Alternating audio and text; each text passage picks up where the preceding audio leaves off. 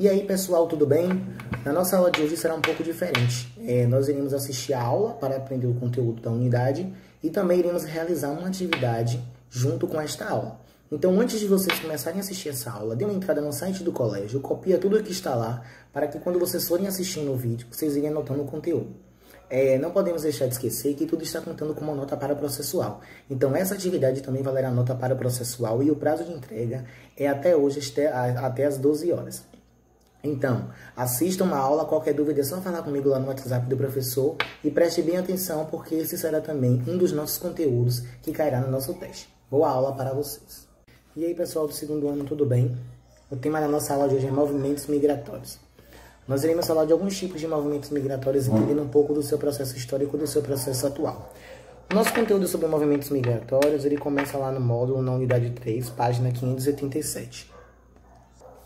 Toda vez que nós falarmos de movimentos migratórios, nós vamos falar de 3 tópicos importantes, que são migração forçada, migração espontânea, migração interregional e intrarregional.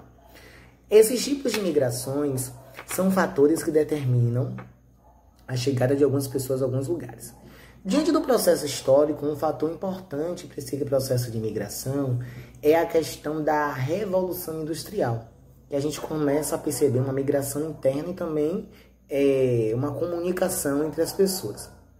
Agora, aquelas pessoas que sobreviviam em áreas que era acostumada a se ter a prática da agricultura de subsistência, começam agora a ver a necessidade de migrar para as cidades.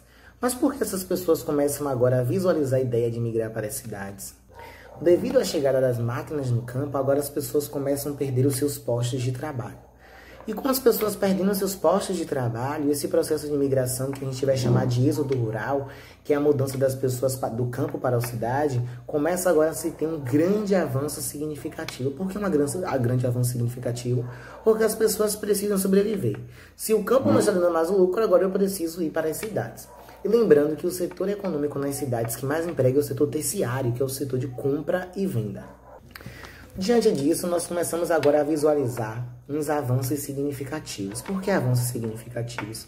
Porque mesmo com esse processo histórico todo, que a gente já falou sobre as questões da Revolução Industrial e entre outros fatores que a gente sabe que colaboraram com tudo isso, nós agora começamos a ver uns avanços, porque agora nós temos também a questão das pessoas quererem melhores padrões de vida e migrar tanto internamente como externamente, que é entre outros países. Por quê? Porque agora as pessoas começam a ter uma facilidade para todo esse processo de migração. Não que seja algo tão comum, tão espontâneo e tão fácil, mas agora a gente começa a ver essa comunicação mundial, que é a chegada da globalização. Agora existem pessoas que trabalham em vários países, existem pessoas que nasceram em um país, mas preferem agora residir em outros. A gente começa a observar que a sociedade começa a passar por esse avanço e as pessoas agora começam a ter uma facilidade, uma melhora nessas questões todas de processo de migração.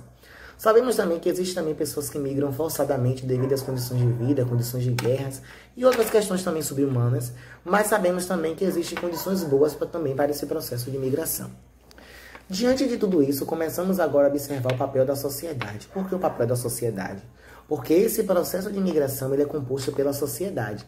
E começamos agora a evidenciar que a sociedade começa a se melhorar um pouco e alguns lugares começam a se piorar um pouco essa questão de aceitação dos migrantes. Por quê? Porque existem lugares que compreendem que não podem ceder os seus espaços e existem lugares que compreendem que essas pessoas precisam ter melhores condições de vida de onde se estavam. E agora a sociedade começa a discutir essas questões públicas, essas políticas todas. Atualmente podemos dizer que tivemos grandes avanços, mas diante de tudo ainda vivenciamos alguns problemas e sabemos também que no processo antigo foi algo muito doloroso a ser enfrentado e até hoje também tem essa questão toda. As ações humanas, gente, elas são muito importantes diante disso tudo. Por que muito importante diante disso tudo? Porque muitas vezes precisamos querer algumas mudanças em nossas vidas. E quando determinamos tudo isso, começamos agora a entender que podemos conquistar alguns ambientes. Quantas vezes conhecemos algumas pessoas que saíram do seu meio natural, que talvez não tinha nada, estão em outros locais e estão melhores de vida. Por quê? Porque tiveram a determinação para vivenciar tudo isso. Então, a determinação por uma conquista, a vontade e o querer faz com que tudo talvez dê o lado positivo. Sabemos que a participação dos estrangeiros também é grande importância, né, na nossa sociedade.